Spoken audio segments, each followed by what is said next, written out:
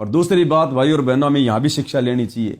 आज से पहले हमारे जो भाई बहन हैं, बड़े बड़े महापुरुष हुए हैं, देखो उन्होंने भक्ति के लिए, भगवान को प्रसन्न करने के लिए, मोक्ष के लिए कितने बड़े बड़े त्याग किए हैं।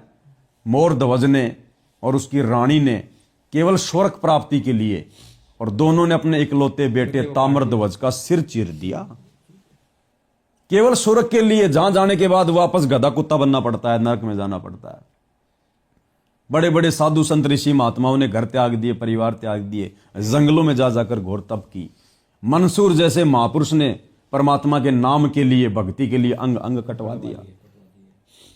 और शेख फरीद जैसे महापुरुष ने, जिसने 12 साल में केवल 50 किलो अनाज खाया। अगर रोजाना का एवरेज निकाले 10 ग्राम, यानी एक जो रुपए का सिक्का उसका वजन भी ज्यादा है। इतना अन्न खा के उसने 12 साल तक भक्ति की। विषय वासना उसके निकट भी नहीं आई। लेकिन आप और हमने तो वो भी नहीं करना, ना कम खाना ना ज्यादा खाना, हमने तो संयम करना है, जो गीता जी कह रही है, जो गुरु की वाणी कह रही है कि प्रथम अंजल संयम राख है, योग युगत बिर सतगुरु वाक है।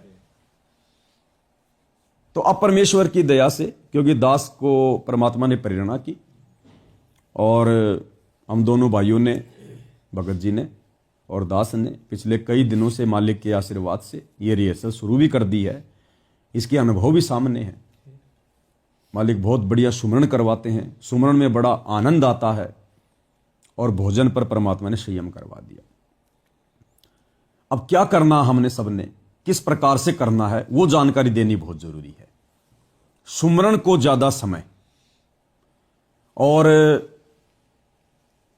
क्योंकि दास अपने ऊपर ही लेकर बताएगा, परमात्मा जी के आशीर्वाद से पहले दास को बड़ी भूख लगा करती थी।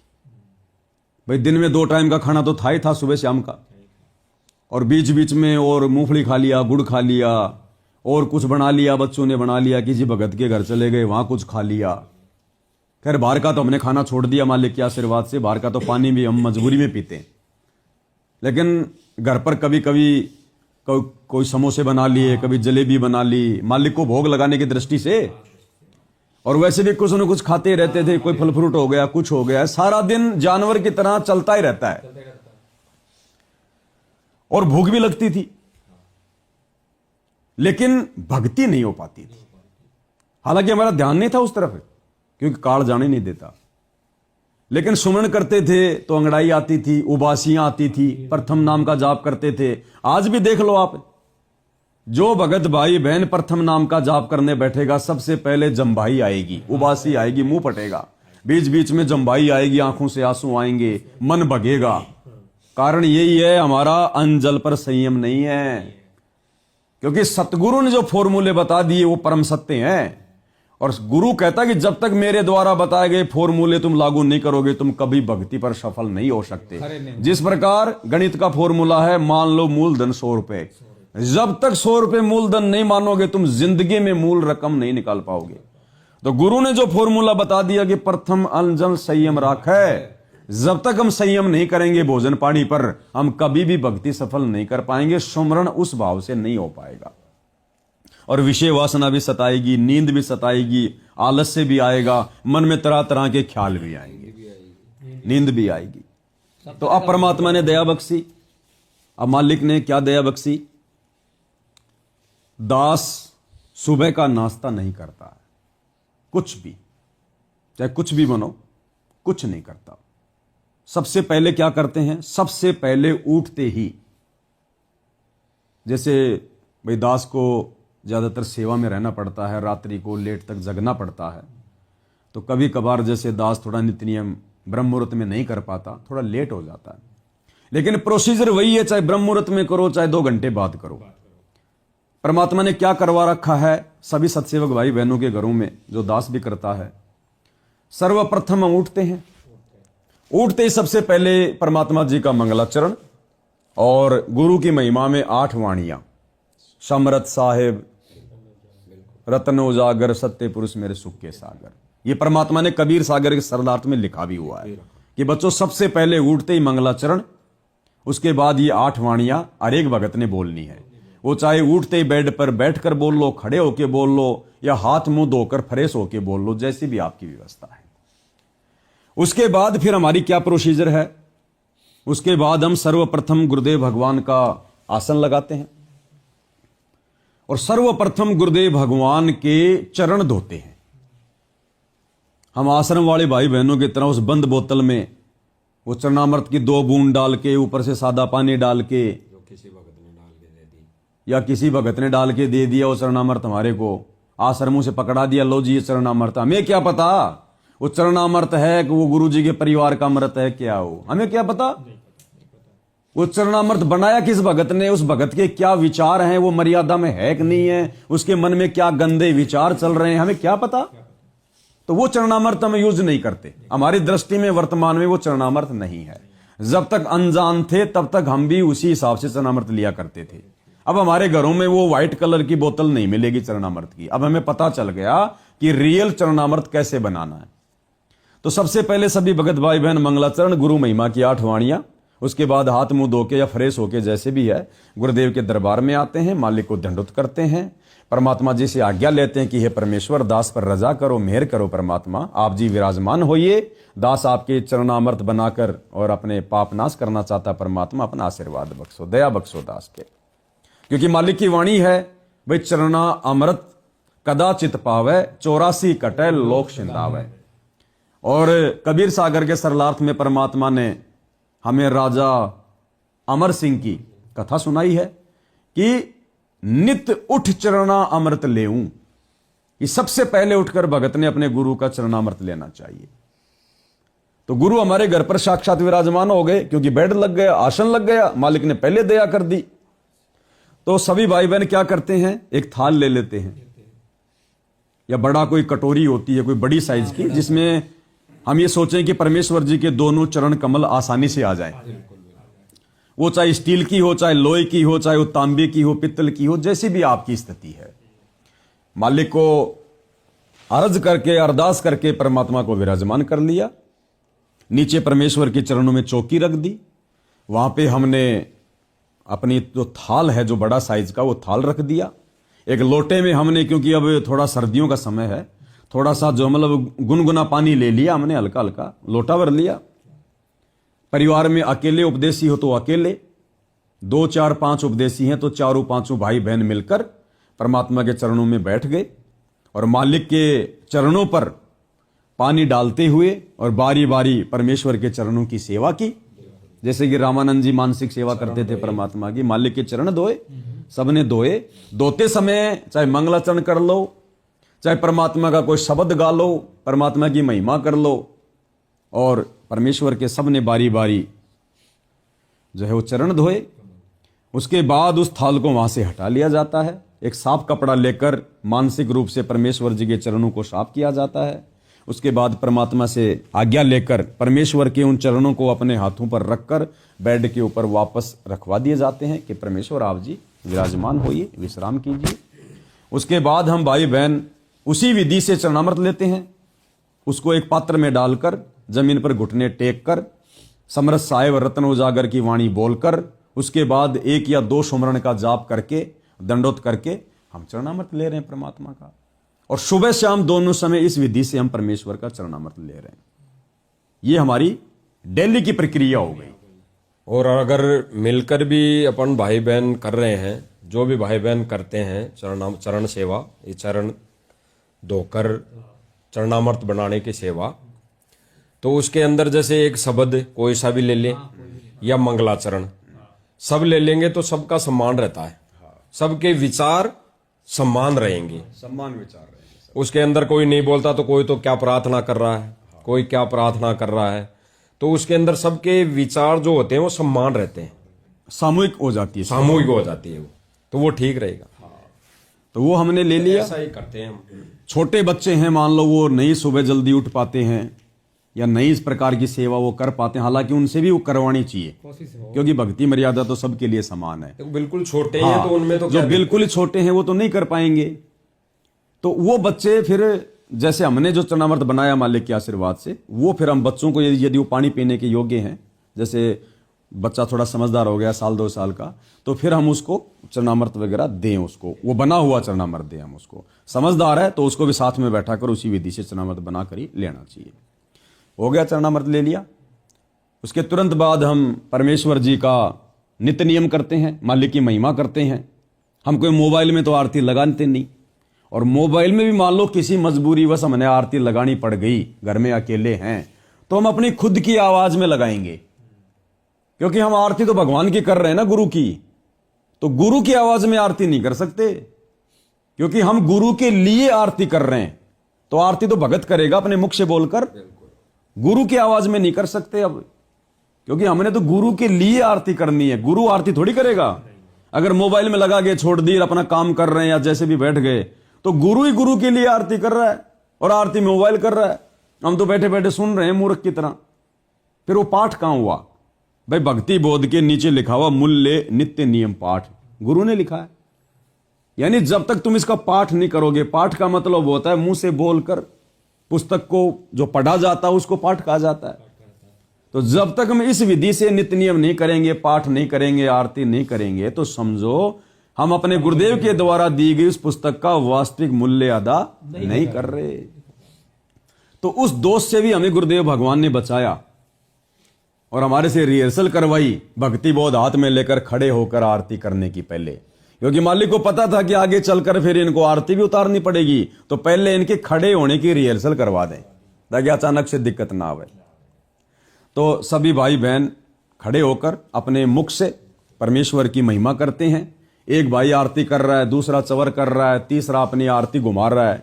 इस प्रकार से हम अपनी आरती करते हैं। आरती पूरी हो गई, उसके बाद सर्वप्रथम हमारा जो काम होता है, सारे सांसारिक काम धंधे छोड़कर, सारी चिंताएं छोड़कर, सुबह सुबह शांत वातावरण में, क्योंकि 4:30 बजे उठना और 5 बजे फिक्स अपनी आरती शुरू कर देना।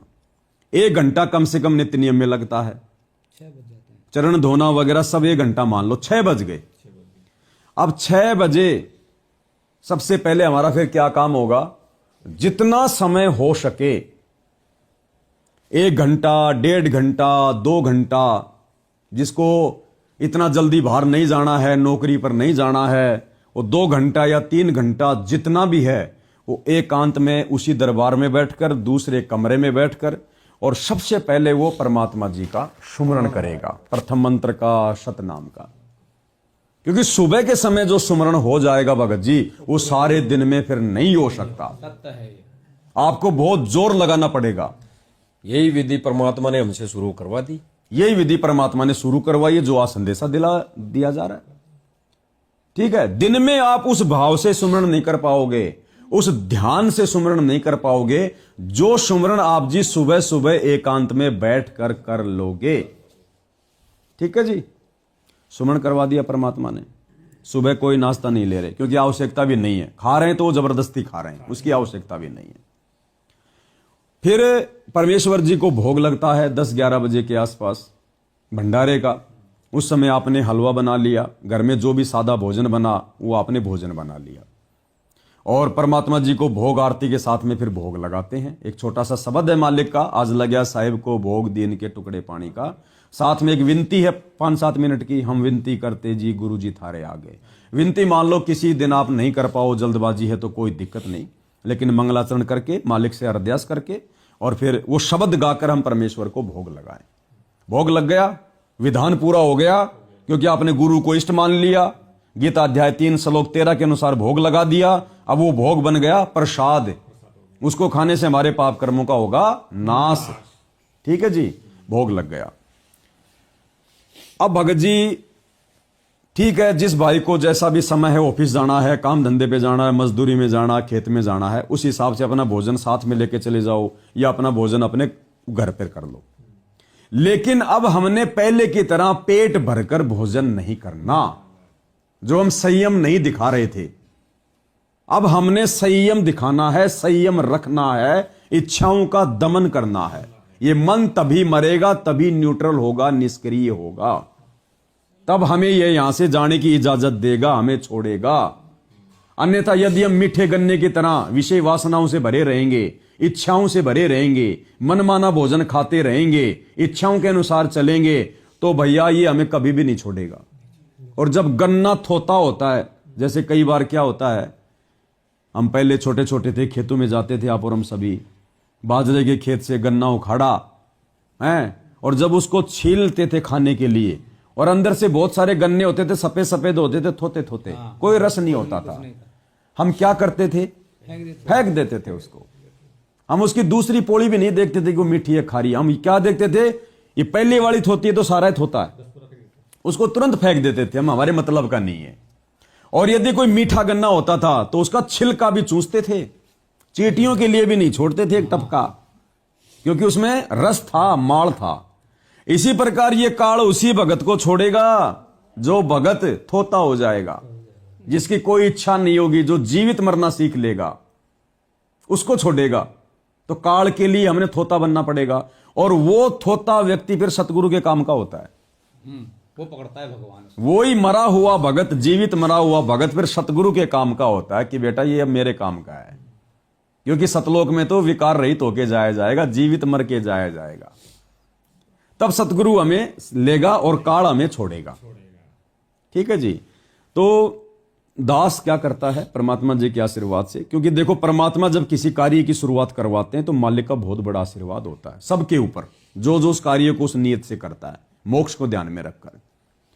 पहले नाश्ता खाते थे, उसके बाद भंडारा भी तुरंत ले लेते थे 2 घंटे बाद में, और भूख भी लगी रहती थी। अब भगत जी जब से परमात्मा का चरणामृत बनाकर पीना शुरू किया है, भगत जी नाश्ते की इच्छा भी नहीं होती है, परमात्मा भूख को मार रहा है। जहां पहले 10-11 बजे भंडारा करते थे, अब भंडारे की भूख नहीं लगती, ना लगेगी। अब 12 और 2 के बीच में दास भोजन ग्रहण करता है, और जहां पहले 4 खाता था, बड़ी मुश्किल से 2 चपाती खाता है, क्योंकि पहले हम पेट भरने के लिए खा रहे थे, अब हम शरीर को चलाने के लिए खाएंगे, कि जितने में शरीर चल जाए उतना जरूरी है।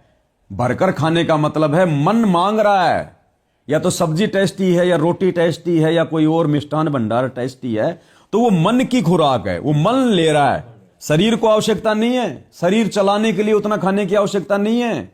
वो मन, जब मन का टेस्ट खत्म हो जाता है कि हां मैं तृप्त हो गया, तब हमें लगता है कि मेरी भूख अब मिट गई, लेकिन वो मन की भूख मिटी है। हम क्या कर रहे हैं? मन की खुराक तैयार कर रहे हैं। ये वासना है, ये भोजन भी वासना है, आवश्यकता से ज्यादा खाना, और ज्यादा मीठा भोजन, ज्यादा चटपटा भोजन, ज्यादा तीखा भोजन और टेस्टी भोजन, ये वासना। और ये वासना कहां जमा होती है?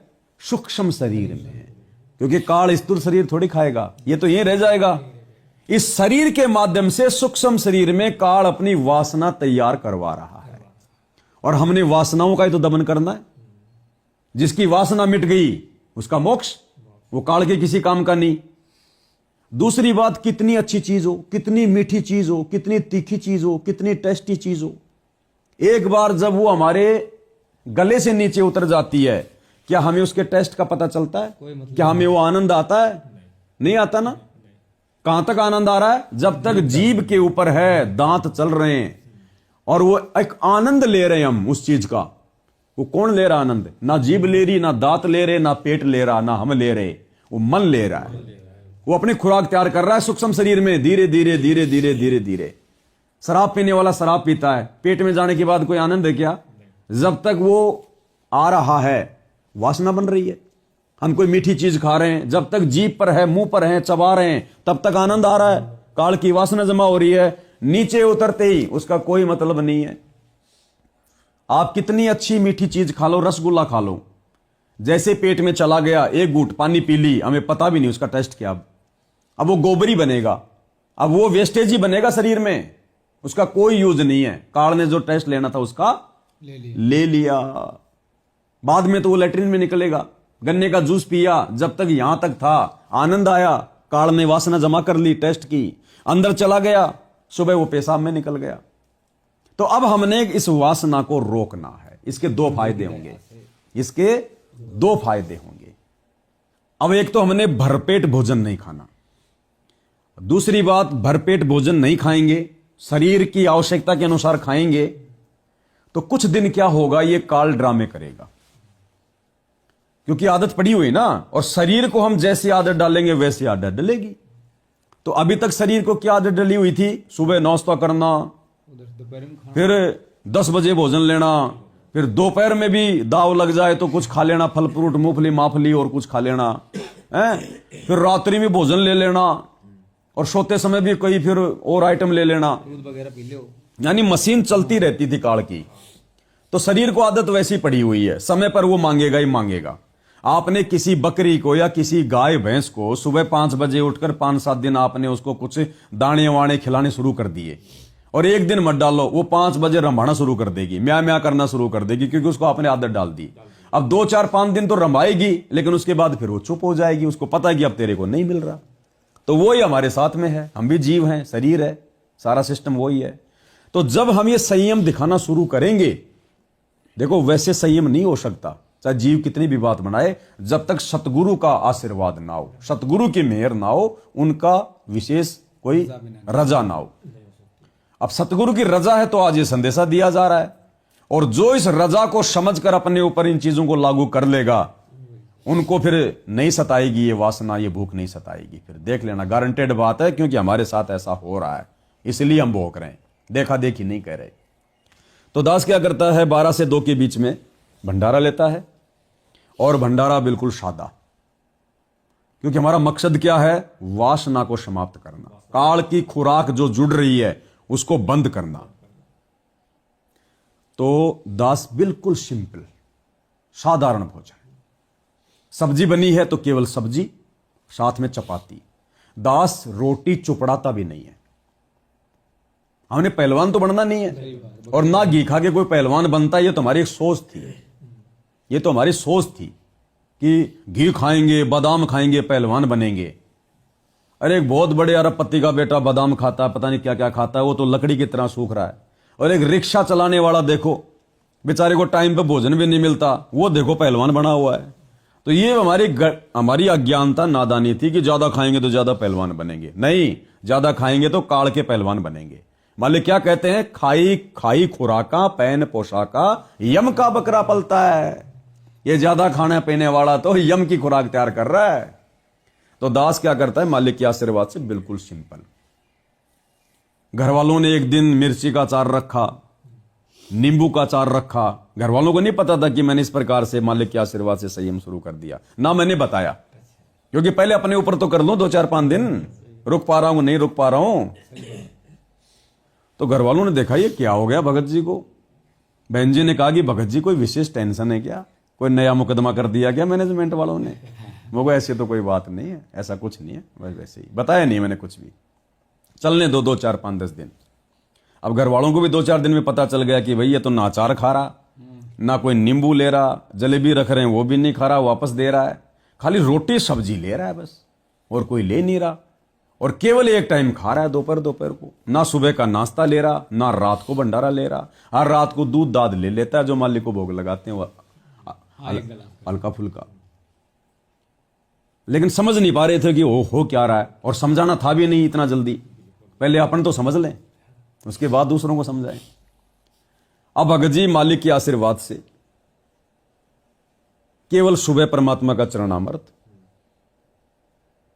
रात को कुछ खाते नहीं, हल्का फुल्का दूध मिल गया तो पी लिया, दोपहर का भोजन किया 12 से 2 के बीच में, और वो भी बिल्कुल जहां पहले 4 खाते थे अब 2 रोटी खा रहे हैं, और ना कोई अचार, ना कोई तीखापन, ना कोई सलाद, कुछ नहीं, सलाद भी नहीं, ना मिर्ची, ना कुछ नहीं, सिंपल आवश्यकता के अनुसार खाया।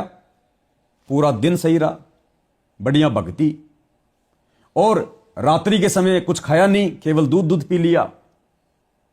और फिर यदि हम सुबह उठे, भगत जी आलस्य नहीं, ये सत्य है। जहां पहले सुबह उठते थे मन नाटक करता था, आलस से आते थे, दोबारा सो जाते थे, क्यों? क्योंकि रात को ढंग से खा के पेट भरा हुआ था, वो ढंग से नहीं पच रहा हो, नींद सता रही है, शरीर टूट रहा है, वासना जाग रही है, नींद आ रही है, आलस से आ रहे हैं, और जब से परमात्मा ने एक टाइम भोजन शुरू करवाया और भोजन पर संयम रखवाया, बढ़िया तो रात को नींद आ रही है, खाली पेट लग रहा है, बिल्कुल कोई परेशानी नहीं, बढ़िया आराम से नींद आई।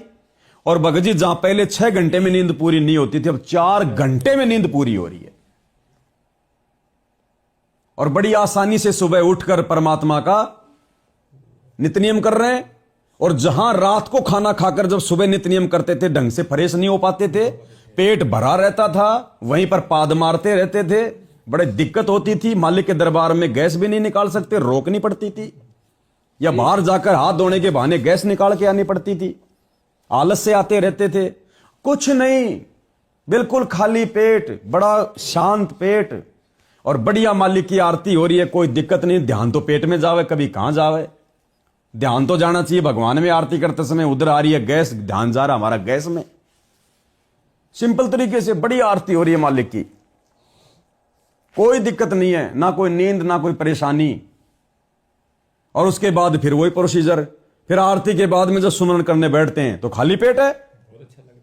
भगत जी बड़ा आनंद आता है सुमरन में परमात्मा के। जहां पहले 1 घंटा करते थे बैठ के, अब 3 घंटे का पता नहीं चलता, क्योंकि खाली पेट है। श्वास भी बड़ी आसानी से ऊपर नीचे हो रही है, नहीं पेट भरा है, श्वास को भी आने में दिक्कत हो रही है।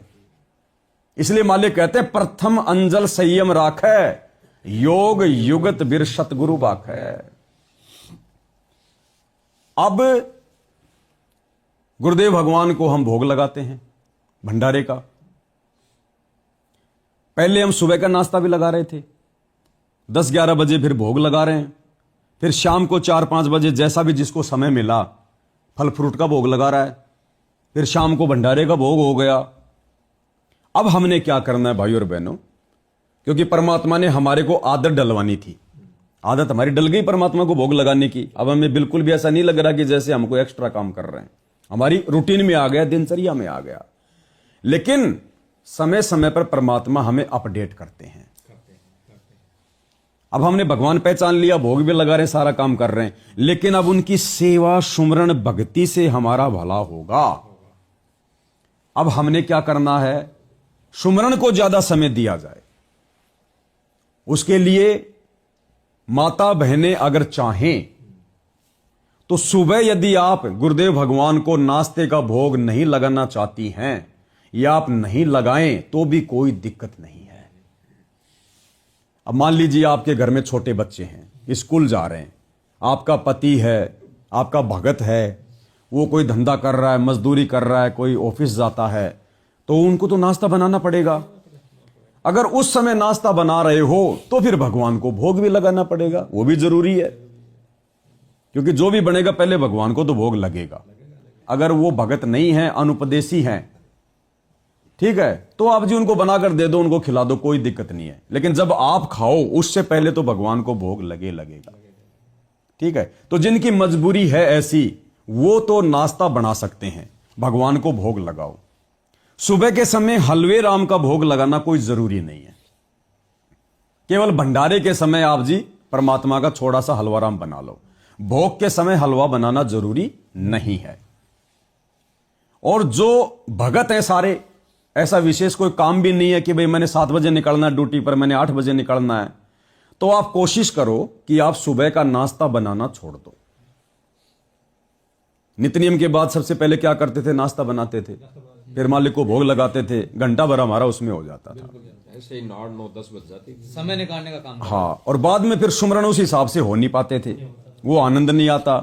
तो अब हमने क्या करना है, ऐसी अगर कोई विशेष परिस्थिति आपके सामने नहीं है, यदि सुबह का नाश्ता बनाने की मजबूरी नहीं है, तो आप जी सुबह का नाश्ता ना बनाइए, और नित्य नियम के तुरंत बाद में 1 घंटा 2 घंटा मालिक के सुमरण में बैठिए आप।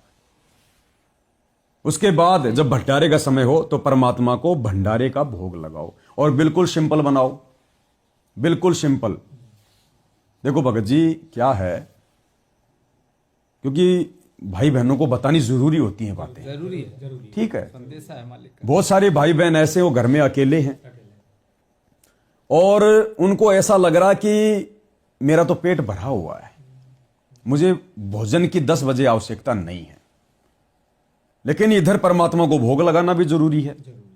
अब भोग लगा दिया तो उसको खाएगा कौन, तो इसमें क्या है कि भगवान कोई भोजन का भूखा नहीं है, ना भगवान का शरीर आप और हमारी तरह भोजन से चलता है।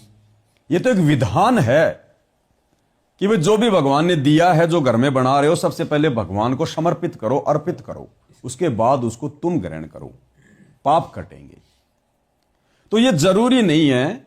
मान लीजिए मुझे सुबह भोजन भंडारे की इच्छा नहीं है, मैं नहीं बनाना चाहता सुबह का भोजन भंडारा, तो कोई जरूरी नहीं है भगवान के लिए भी बनाना, गुरुजी के लिए बनाकर भोग लगाना भी कोई जरूरी नहीं है, क्योंकि गुरुजी भोजन का भूखा नहीं है, गुरुजी का शरीर भोजन से नहीं चलता। आपने जब जब भोजन खाना है उस समय खाने से पहले गुरुजी को भोग लगाना जरूरी है। आपने सुबह का खा लिया, शाम को आपकी इच्छा नहीं है भोग बनाने की, भोजन खाने की, तो आप जबरदस्ती ना करें। गुरुजी को भी भोग लगाने की, बनाने की जरूरत नहीं है, क्योंकि भगवान का शरीर भोजन से नहीं चलता। हम केवल इसलिए भोग लगा रहे हैं भगवान को, ताकि उसको खाने से पहले भगवान को समर्पित हो जाए तो हमारे पाप कटें। बाकी भगवान दोनों टाइम हमारे भोजन का इंतजार नहीं करता, भगवान का शरीर भोजन से नहीं चलता। तो मन में कोई भाई बहन ये दोष ना पाड़े कि भाई मैं नहीं खा रहा तो गुरुजी को तो लगाना ही पड़ेगा, नहीं, बिल्कुल सही है कि नहीं। तो मान लो मैंने सुबह भोजन बना दिया, भगवान को लगा दिया सिंपल सादे तरीके से, और शाम को मान लो मुझे लगता है कि पेट भरा हुआ है, खाना वेस्टेज जाएगा, जबरदस्ती का खाना हो जाएगा, तो मत बनाओ, मत भगवान को भोग लगाओ। है, एक गिलास दूध का भगवान के चरणों में रख दो, उसको बाद में आप पी लो, आराम से आप अपना भजन करो, अपना विश्राम करो, कोई दिक्कत नहीं है इसमें। फिर शाम के 4 बजे जो हम फल फ्रूट का भोग लगा रहे हैं, कोई जूस का भोग लगाता है, आप ना चाहो तो शाम के समय वो परमात्मा को शाम वाला भोग भी ना लगाओ, कोई जरूरी नहीं है किसी भी प्रकार की, क्योंकि अब हमने संयम रखना ना। अब संयम रखना तो फिर हमने उन चीजों को कम करना पड़ेगा, अगर भोग लगाया तो फिर हमने भी खाना पड़ेगा, बात वही है ना। फिर संयम कहां रहा फिर हमारा, है कि नहीं। तो अब हमने संयम बरतना पड़ेगा, तो भोग में भी हमने थोड़ी सी कटौती करनी पड़ेगी। तो सुबह लगा लिया, शाम की इच्छा नहीं है तो मत लगाओ भाई, बिल्कुल भी आराम से अपना भजन करो, निश्चिंत होकर सो, परमात्मा बड़ा प्रसन्न है, कोई नाराजगी नहीं है। सुबह का भोग लगाने की इच्छा नहीं है, मतलब खाने की इच्छा नहीं है, तो भोग बनाकर भगवान को लगाने की कोई जरूरत नहीं है। जब जब इच्छा हो तो उस समय भगवान को पहले लगाओ, ताकि वो प्रसाद बन जाए, फिर अपन खा लो। चाहे 2 दिन आपकी इच्छा नहीं है तो भगवान को 2 दिन मत खिलाओ, कोई बड़ी बात नहीं है। हमने नियम नहीं बनाना, वो तो फिर एक हठ योग हो जाएगा। देखो इसके अंदर जो गीता जी में प्रमाण दिया, आपने भी दिया, और पहले से ही प्रमाण लिखा हुआ है कि उस प्रमाण के अनुसार भगवान को भोग लगाकर उस प्रसाद को ग्रहण करना चाहिए, पाप कटेंगे। लेकिन वो विधान नहीं है उसमें कि ये भोग लगाना जरूरी है, उसमें ये नहीं है। वो तो भगवान को भोग लगाकर उस प्रसाद को ग्रहण करने से पाप कटते हैं जीव के। मतलब गीता जी में रोजाना लगाने का विधान नहीं है, केवल भगवान को लगाने का विधान है कि जब भी आप कुछ खाओ पहले भगवान को अर्पित करो, वो विधान है उसमें, वो अर्पित करो। ठीक है जी। हाँ, निर्णय नहीं लेना इसका, कोई करना ही है, हटो हो जाए पर। करना तो ये है कि मान लो अब जैसे भगत जी ने बताया कि इच्छा नहीं है मेरी, भाई भंडारा लेने की मेरी इच्छा नहीं है, और वो ये सोच ले कि ये तो विधान तो है भाई भगवान को भोग लगाना, लेकिन ये विधान नहीं है उसमें। अगर वो लगा दिया भोग और खुद नहीं लेगा तो उसका क्या करेगा भाई प्रसाद का, फिर उसका निरादर होगा, फिर तो ज्यादा उल्टा वो मतलब दोषी हो जाएंगे, बताया गया कि अंजल साहिब रूप है, फिर भगवान पाती है बात। फिर दोषी होगा वो। अंजल साहिब रूप है ना, इसलिए अब भोग लगा के हम नहीं खा रहे तो फिर हमने लगाया किस लिए? गाय के पाप थोड़ी नाश करने, और ना गाय के पाप नाश होंगे, क्योंकि वो तो मनुष्य योनि पे ज्यादा प्रभाव करेगा। तो यही प्रमाण गीता जी में है कि जब भी आप खाओ, यानी आपको अगर किसी चीज की आवश्यकता है तो पहले भगवान को भोग लगाओ। भगवान को भोग लगाए बिना जो अन्न पकाते हैं वो पाप खा रहे हैं, उसमें रोजाना लगाने का विधान नहीं है, जब जब आप खाओ उस समय लगाओ। इसमें यह विधान नहीं कि लगाना जरूरी है। हाँ ठीक है जी, दया हो रही है परमात्मा की, इससे हमारे भोजन पर संयम होगा, परमात्मा की वाणी सफल होगी, मालिक का विधान बना रहेगा, और हमारी भक्ति सुमरण भी बहुत बढ़िया चलेगा। ठीक है, क्योंकि हमने तो काल की खुराक कम करनी है, वासना का सत्यानाश करना है। जब तक वासना है, जब तक हमारे अंदर ज्ञान है, तब तक काल नहीं छोड़ेगा। ठीक है जी, हो गया। अब भगत जी सिंपल खाना, बिल्कुल। अगर हम अचार खा रहे हैं, देखो वैसे खा सकते हैं, मना ही नहीं है, लेकिन जहां तक हम बचे हमें बचना चाहिए। हमने अचार खाया, नींबू का हो, चाहे कैरी का हो, चटपटा हो, मीठा हो, आम का हो, आंवले का हो, कैसा भी हो, सलाद सलूद वगैरह। क्योंकि देखो पेट तो भरना है सब्जी रोटी से, दाल रोटी से, पेट भरने का तो वही तरीका है। बाकी तो सारे मन की खुराक के आइटम है कि रोटी के साथ में सलाद भी ले लूं, अरे सब्जी तो मिल ही रही है, साथ में नींबू भी ले लूं, वो मन की खुराक है। वो जो चटपटे जो तीखे आ रहे हैं साथ में, अचार फचार वगैरह, कई लोग जैसे नमकीन डाल लेते हैं साथ में, वो करड़ करड़ के लिए आनंद आ रहा है, साथ में आपने नींबू भी खा लिया। अरे सब्जी जब उसका लगान है, अलग से नींबू की क्या जरूरत है। गुरुजी कहते हैं जिसको भूख है वो तो सूखी रोटी भी खा जाएगा, वो भी उसको अमृत के जैसे लगेगी अगर भूख है तो इससे क्या होगा, ये चटपटे आहार खाने से, मीठे खट्टे पीठे भोजन खाने से भी हम किसकी खुराक तैयार कर रहे हैं, काल की। और काल कब छोड़ेगा, जब उसकी खुराक नहीं मिलेगी।